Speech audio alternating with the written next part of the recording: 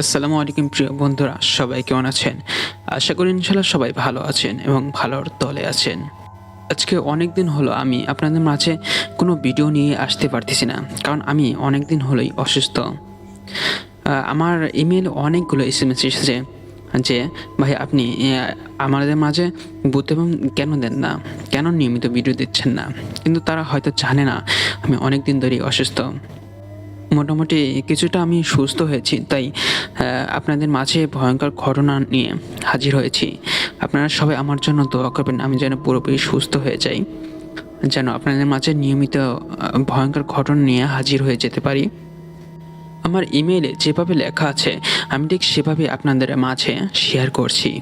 তাহলে কথা না বাড়িয়ে চলে যাব আমাদের সরাসরি ঘটনায়। মারিয়ার সাথে ঘটে যাচ্ছে ভয়ঙ্কর কিছু।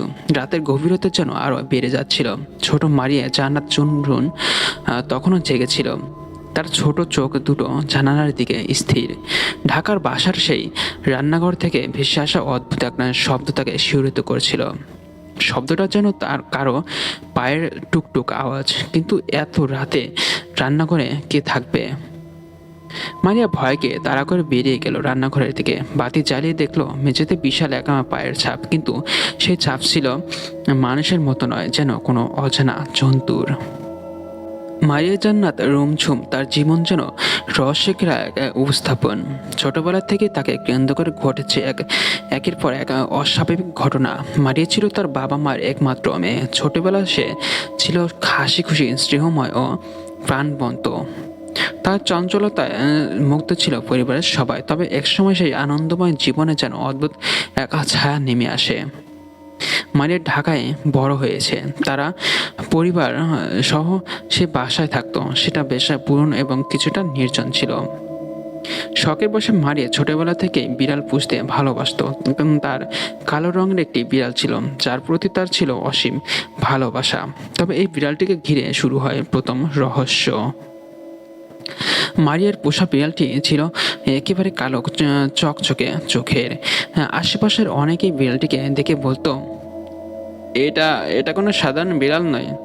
মারিয়া এসব কথায় কখনো কান দেয়নি। তবে বিড়ালটি যখন 3টি বাচ্চা দিল তখন তারা সবাই এই রকম কালো আর অদ্ভুত ছিল।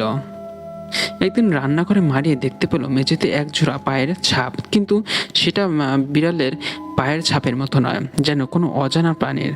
তার মনে তখন এক ধরনের ভয় ঢুকে যায়। 8 বছর বয়সে মারিয়া প্রথমবার এক ভয়ঙ্কর স্বপ্ন দেখে। সে দেখতে পায় এক লম্বা অন্ধকার ছায়া তার দিকে এগিয়ে আসছে। সেই ছায়া তাকে বলে, তোমার চোখের পানি দাও, আমার মা সুস্থ হয়ে যাবে। ঘুম থেকে জেগে উঠে মারিয়া ভয়ে কাঁপছিল। সে স্বপ্নের কথা তার মাকে জানায়।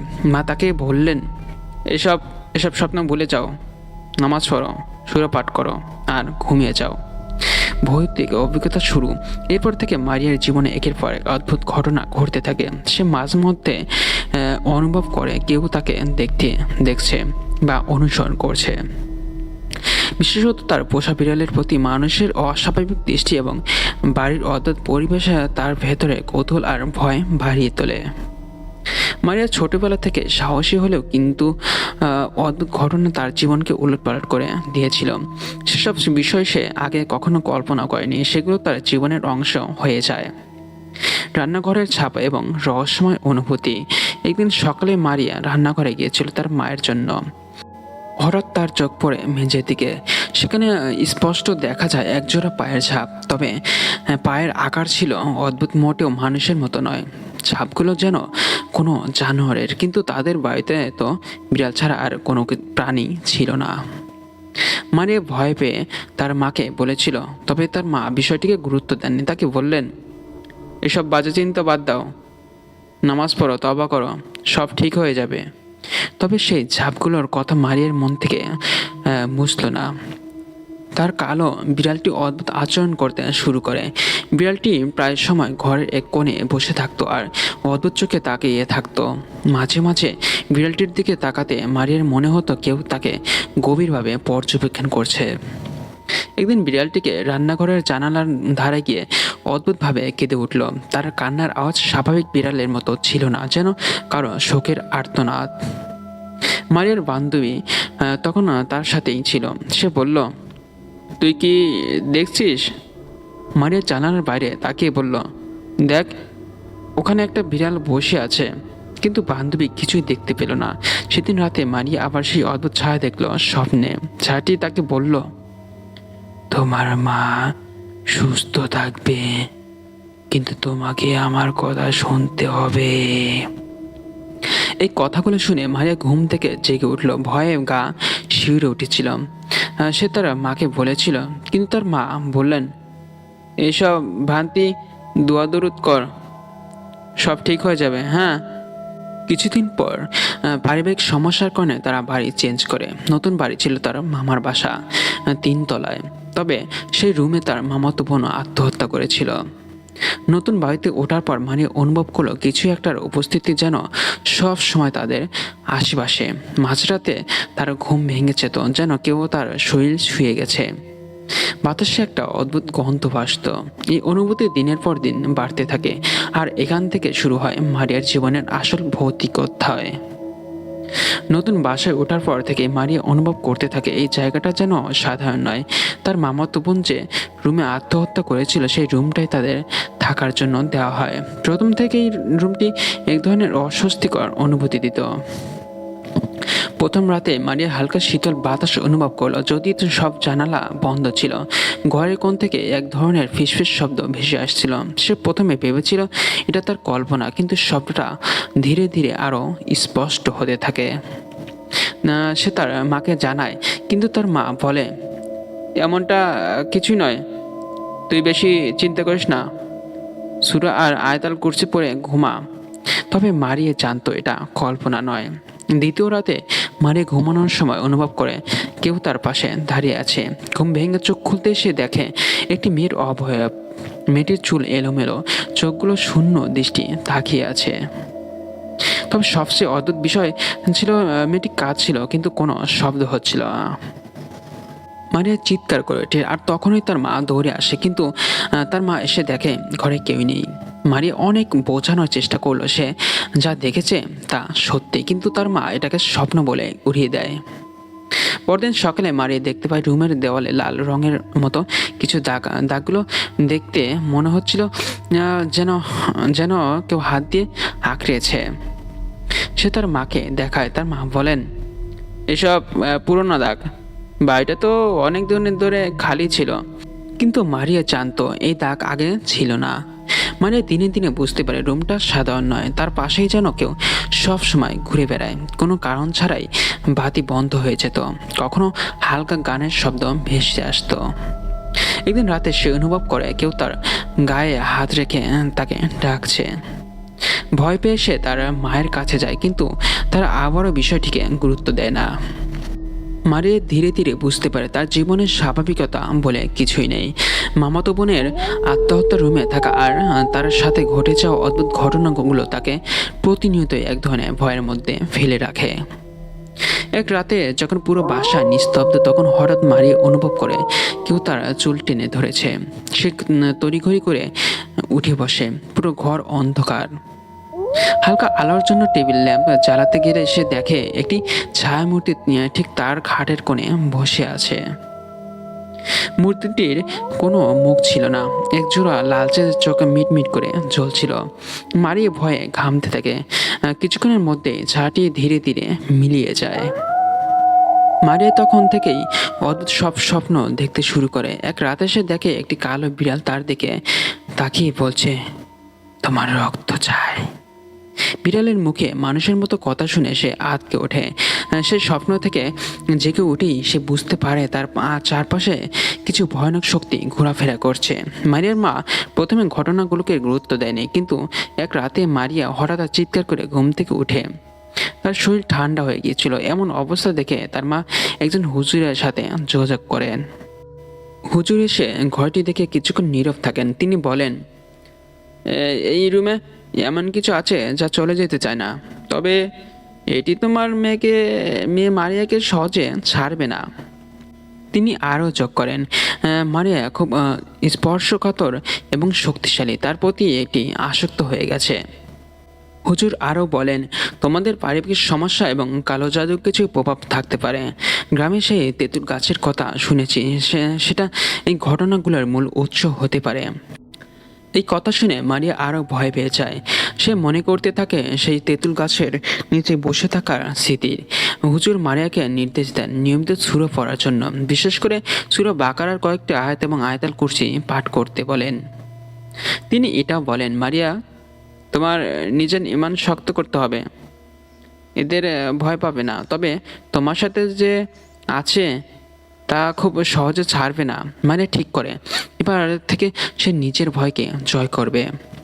মারিয়ার জীবনে অশান্তির মূলে যে তার নিজেরই মানুষই হতে পারে, তা সে একসময় বুঝতে পারে।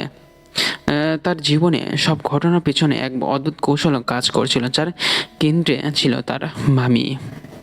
মারিয়া ছোট থেকে খেয়াল করতো তার মামি তার প্রতি খুব একটা সদয় ছিলেন না, তবে একসময় সে বুঝতে পারে বিষয়টি শুধু অপছন্দের নয়, এর পিছনে অন্য কোনো রহস্য লুকিয়ে আছে। তার মামি প্রায় সময় এমন কিছু কথা বলতেন যা স্পষ্টতেই অশুভ ইঙ্গিত বহন করত। মারিয়া বিষয়টি তখন বুঝতে পারেনি, কিন্তু বড় হওয়ার পর তার মনে হয় হয়তো তার মামি ইচ্ছাকৃতভাবে তার জীবনে অশুভ শক্তি টেনে আনছেন। মারিয়া এবার বুঝতে পারে যে তার মামি গোপনে কারো কাছ থেকে তাবিজ বা কালো জাদু করেন, যাকে আমরা বানমারা বলি। কারণ মারিয়া একমাত্র কন্যা, সে না থাকলে তার মা বাবা আর ভাবির সম্পত্তির হাত বাড়াবে না। মারিয়ার সন্দেহ হয় তার মামির কোনো হাত রয়েছে তার জীবনে চলমান প্যারানর্মাল ঘটনাগুলোর পেছনে। মামি কি সত্যি তার ক্ষতি করার জন্য কালো জাদু করেছিলেন? মারিয়ার জীবনে ঘটনা ক্রমশই ভয়ানক হতে থাকে। তার মা, যিনি এতদিন সব বিষয়ে তেমন গুরুত্ব দিতেন না, একসময় আর সহ্য করতে পারেন না। তিনি অনুভব করেন শহরের এই পরিবেশে থাকলে মারিয়া আরও বিপদে পড়বে। তিনি সিদ্ধান্ত নেন মারিয়াকে দাদুর বাড়ি পাঠানোর। তুই গ্রামে গিয়ে একটু সময় কাটা, মনে হয় সব ঠিক হয়ে যাবে, মা তাকে বলেন। মারিয়া গ্রামে পৌঁছায়। দাদুর বাড়ি ছিল প্রাকৃতিক সৌন্দর্যে ভরা, কিন্তু এর মধ্যে ছিল এক ধরনের গভীর নিস্তব্ধতা। বাড়ির সামনে বিশাল এক পুরনো তেঁতুল গাছ দাঁড়িয়েছিল, যেন তার দিকে অদ্ভুতভাবে তাকিয়ে আছে। এই তেঁতুল গাছটি খুব পুরনো, এখানে কেউ সন্ধ্যার পর আসে না। মারিয়া প্রথমে বিষয়টি তেমন গুরুত্ব দেয়নি, কিন্তু গাছটির কাছে গেলেই তার মনে হতো যেন কেউ তার দিকে তাকিয়ে আছে। মারিয়ার চাচাতো ভাই একদিন তাকে বলল, এই তেঁতুল গাছের নিচে সন্ধ্যার পর গেলে কেমন যেন অদ্ভুত কিছু দেখায়। আমি একদিন এখানে বসেছিলাম, হঠাৎ দেখলাম একটা ছায়ামূর্তি আমার দিকে তাকিয়ে আছে। এরপর সে নিজেও জিন দ্বারা আক্রান্ত হয়। গ্রামবাসী বলে এই গাছটি জিনের বাসা। রিয়া তার মায়ের নির্দেশে দাদুর বাড়িতে এসে কিছুটা শান্তি খুঁজে পেতে চেয়েছিল, কিন্তু এখানে এসে তার জীবনে প্যারানর্মাল ঘটনা যেন নতুন মোড় নেয়। দাদুর বাড়ির পরিবেশ খুবই শান্ত ছিল, তবে এই শান্তিতে গভীর লুকিয়ে ছিল এক অজানা ভয়। দাদুর বাড়ির পাশের বিশাল তেঁতুল গাছটির মায়ের চোখে প্রথমেই পড়ে। গাছটি এত পুরনো আর রহস্যময় ছিল যে গ্রামের কেউ সন্ধ্যার পর এই মায়ের পাশেও যেত না। স্থানীয় লোকজন বিশ্বাস করতো এই গাছটি জিনের বাসা। তুই এই গাছের নিচে কখনো যাস না। আমি একবার এখানে বসেছিলাম, দেখলাম গাছের নিচে অদ্ভুত একটা ছায়ামূর্তি। তারপর থেকে আমি অস্বাভাবিক স্বপ্ন দেখি। মারিয়ার মনে গভীর ভয় তৈরি হলেও তার জেদির স্বভাব তাকে বাধা দিতে পারেননি। একদিন বিকালে গাছের নিচে বসে সে অদ্ভুত একটা শীতল অনুভূতি টের পায়, যেন কেউ তাকে ছুঁয়ে যাচ্ছে। শীতল গাছের রহস্য মাথায় নেই। একদিন সন্ধ্যা সে নদীর ধারে গিয়ে বসে। নদীর পানির প্রবাহ যে নীরবতা ছিল সেটাও তাকে আরো ভীত করে তোলে। ঠিক তখনই তার মনে হলো কেউ যেন দূর থেকে তার দিকে তাকিয়ে আছে। সে পিছন ফিরে তাকিয়ে দেখলো তেঁতুল গাছের নিচে একটা কালো ছায়া দাঁড়িয়ে আছে। তার চোখের পলক ফেলার আগে ছায়াটা অদৃশ্য হয়ে গেল। মানে চাচাতো বোন, যাকে সে তেমন একটা চেনে না, একদিন তাকে বলে, তুমি তুমি কেন বারবার ওই তেঁতুল গাছ আর নদীর ধারে যাও? ওই জায়গাগুলো ভালো না। এখানে একসময় অনেক কিছু ঘটেছে। মারিয়া থেকে প্রশ্ন করলে সে বিস্তারিত কিছু বলতে চায় না, শুধু বলে, তুমি এসব এড়িয়ে চলো, তোমার মঙ্গলের জন্য বলছি। গ্রামে থাকার সময় মারিয়া নিজের মধ্যে অনেক পরিবর্তন লক্ষ্য করে। সে মাঝের মধ্যে ভয়ানক মেজাজে চলে যায়, অকারণে মায়ের সঙ্গে ঝগড়া করে। একদিন সে নিজের হাতে আঘাত করে ফেলে। তার মা এসব দেখে আর সহ্য করতে পারে না। একদিন সে চূড়ান্ত সিদ্ধান্ত নেয়, তোর জন্য গ্রামও ভালো না, তোর জন্য শহরেই ফিরতে হবে। মারিয়ার মা তাকে শহরে পাঠানোর ব্যবস্থা করেন। দাদু তাকে এক ভ্যানে করে বাস স্টেশনে পৌঁছে দেওয়ার ব্যবস্থা করেন। ভ্যান চালক ছিল অদ্ভুত একজন মানুষ, যার চোখের দৃষ্টি আর কথাবার্তা মারিয়ার মনে সন্দেহ যোগায়। ভ্যান চালক মারিয়ার দিকে তাকিয়ে বলে, তোমার সাথে কিছু আছে, আমি বুঝতে পারছি। ভয় পেও না, ওরা তোমাকে ছাড়বে না, কিন্তু ক্ষতিও করবে না। আমি চাইলে তোমাকে এর থেকে মুক্তি দিতে পারি। মারিয়া হতবাক হয়ে যায়। সে ভ্যান চালকের দিকে তাকিয়ে জিজ্ঞেস করে, তুমি কিভাবে জানো এসব? হ্যাঁ, এসব কিভাবে জানো? ভ্যান চালক রহস্যময় ভাবে হাসে এবং বলে, তোমার চারপাশে দুইটা ভালো জিন, একটা খারাপ জিন আছে। খারাপটা তোমার ক্ষতি করতে চায়, আর ভালো দুটো তোমাকে সব সময় রক্ষা করে। মারিয়া ভ্যান চালকের কথায় বিভ্রান্ত হলেও সে চুপচাপ থাকে। তার মনে হতে থাকে কিভাবে একজন মানুষ, অচেনা মানুষও তার জীবনে এত গোপন ঘটনা জানলো। ভ্যানটা গ্রামের রাস্তা ধীরে ধীরে এগিয়ে চলল। চারপাশে নীরব পরিবেশ, মাঝে মধ্যে শুধু পাখির ডাক। তোমার সঙ্গে থাকা দুটো ভালো জিন সবসময় তোমাকে রক্ষা করে, কিন্তু সেই খারাপ জিনটা তোমাকে নিয়ন্ত্রণ করার চেষ্টা করবে। মারিয়া জিজ্ঞেস করে, তুমি তুমি এসব জানলে কিভাবে? আর তুমি কে? ভ্যান চালক তার দিকে তাকিয়ে বলে, আমি এ পেশায় থাকলেও জিন পরিদের ব্যাপারে অনেক কিছু জানি। আমি চাইলেও তোমার এই সমস্যা দূর করে দিতে পারি। গ্রামের দাদুর বাড়ির পরিবেশ আর অদ্ভুত ঘটনাগুলো থেকে মুক্তি পেতে মারিয়ার মা তাকে শহরে পাঠানোর ব্যবস্থা করেন। বাস স্ট্যান্ডে পৌঁছে মারিয়া অনুভব করে শহরে ফেরার জন্য তার মধ্যে মিশ্র অনুভূতি কাজ করছে। বাসে উঠে শহরের দিকে রওনা হওয়ার সময় সেই মনে মনে বলে, আমার জীবনে যা কিছু ঘটেছে আমি এর সমাধান খুঁজে বের করবই। আমি নিজেকে আর দুর্বল হতে দেব না। শহরে ফেরার পরে মারিয়া অনুভব করতে থাকে কেউ তার পাশে অদৃশ্যভাবে রয়েছে। রাতে ঘুমানোর সময় হালকা বাতাসের মতো কেউ তাকে স্পর্শ করে। মাঝে মধ্যে মনে হয় কেউ তার নাম ধরে ডাকছে।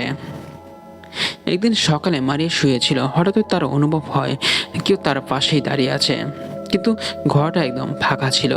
সে চোখ বন্ধ করে থাকলেও অনুভব করেছিল যেন কেউ তাকে দেখছে। আচমকা তার একদম পাশ থেকে একটি অদ্ভুত হাসির শব্দ শুনে সে চমকে ওঠে। তার বুকের ভেতর অজানা ভয় আর রহস্য লুকিয়ে আছে। সে মায়ের কাছে গিয়ে সব বলার চেষ্টা করে, কিন্তু মা বলেছিল, তুমি ভাবো না। মেয়েরা অনেক সময় এমন অনুভব করে, এগুলো শুধু মন থেকে উঠে আসে। তুমি নামাজ পড়ো, আল্লাহ সাহায্য করবেন। তবে মারিয়া জানতো এটা কিছু সাধারণ অনুভূতি নয়, কিছু অদ্ভুত শক্তি তার সাথে রয়েছে যা তাকে ছেড়ে যেতে চায় না। একদিন রাতে যখন মারিয়া তার ঘরে একা ছিল, সে আরও বিড়ালটিকে দেখতে পায়, কিন্তু এবার সে বুঝতে পারে এটি একেবারে সাধারণ বিড়াল নয়। বিড়ালটির চোখে এক অদ্ভুত দৃষ্টি ছিল, যেন কিছু বলতে চায়। মারিয়া সাহস করে বিড়ালটিকে কাছে ডেকে নিল। ঠিক তখনই বিড়ালটি এক অদ্ভুত গলায় কিছু ফিসফিস করে বলে, তুমি ভুল করেছ, আমার সাথে তোমার সম্পর্ক এখনো শেষ হয়নি। মারিয়া ভয়ে পাথরের মতো দাঁড়িয়ে থাকে। সে জানতো না যে এটা শুধুমাত্র তার মনের কল্পনা নাকি কিছু বাস্তব রহস্য তার আশেপাশে চলতে থাকে। মারিয়া একদিন রাতে ঘুমানোর সময় আবার অনুভব করলো কেউ তাকে স্পর্শ করছে। এবার সে বুঝতে পারে এটা তার চারপাশে ঘুরছে অদৃশ্য একটা শক্তি যা তাকে অনুভব করাচ্ছে, কিন্তু সে দেখতে পাচ্ছে না তাকে। তার ঘরের বাতাসের সাথে যেন কিছু আসছিল যা তাকে ছুঁয়ে যাচ্ছে। তার ঘর অন্ধকার ঢাকা, আর সেই অদৃশ্য শক্তির উপস্থিতি তাকে আরো ভীত করে তুলেছে। মারিয়া খোঁজ করতে থাকে এসব ঘটনার পিছনে কি থাকতে পারে, সে কিভাবে জানবে তার সাথে ঘটেছে যেগুলো তার শুধু সন্ত্রাসীদেরই নয়, বরং তার কাছে একটা বার্তা নিয়ে আসছে। মারিয়া আবারও মনে করে তার মামি তাকে কালো জাদু দিয়ে স্বীকার করেছে। তার মনে হয় মামি হয়তো অতীতের সেই রহস্যময় ঘটনার পিছনে ছিল, কিন্তু মারিয়া এতটুকু জানতো যে জিন তার সাথে ছিল। তারা তাকে ক্ষতি করতে চায় না, তার সঙ্গী সেই দুটো ভালো জিন যারা তার পাশে দাঁড়িয়ে থাকতো। এখন নতুন শক্তি মারিয়ার জীবনে প্রবেশ করছে, যা তার কাছে অজানা, কিন্তু সে জানতো না যে তার সামনে আসতে চলেছে এক নতুন রহস্য যা সব কিছু বদলে দিতে পারে। মারিয়া কি এই অদৃশ্য শক্তির বিরুদ্ধে লড়াই করবে? তার জীবনে আরও কতগুলো অদ্ভুত ঘটনা ঘটবে এবং কি তার মামির কালো জাদু থেকে মুক্তি পাবে? তো বন্ধুরা, আমার এই ঘটনাটা কেমন লেগেছে তা অবশ্যই আমার কমেন্ট বক্সে জানাবেন, কারণ আপনার একটা কমেন্ট আমাকে নতুন নতুন ভয়ঙ্কর ঘটনা বলতে উৎসাহিত করবে। আর আপনারা সবাই আমার জন্য দোয়া করবেন যেন আমি তাড়াতাড়ি সুস্থ হয়ে যাই। আচ্ছা, অনেক দিন হলোই আমি অসুস্থ, সেজন্য আপনাদের মাঝে আমি কোনো ভিডিও দিতে পারতেছি না। তো এখন মোটামুটি একটু সুস্থ হয়েছি, সেজন্য আপনাদের মাঝে হাজির হয়েছি। তো শেষ পর্যন্ত সবাই ভালো থাকবেন, সুস্থ থাকবেন। আল্লাহ হাফেজ।